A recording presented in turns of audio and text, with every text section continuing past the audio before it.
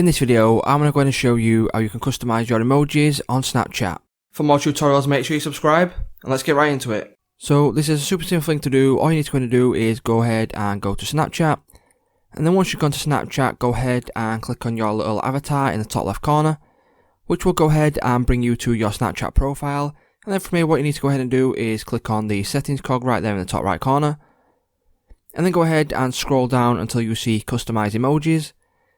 And here you've got a couple of different categories, so you've got Super BFF, you've got Besties, you've got BFs, Mutual Besties, and the description for all these different categories are there underneath, so go ahead and read through them if you like. But if you want to go ahead and change them, all you need to go ahead and do is click on whichever one you want to change, and you can go ahead and you can change it, and then just simply click on back, and then you can go ahead and change the Besties one to, cool. You can literally just change every single one to whatever you want.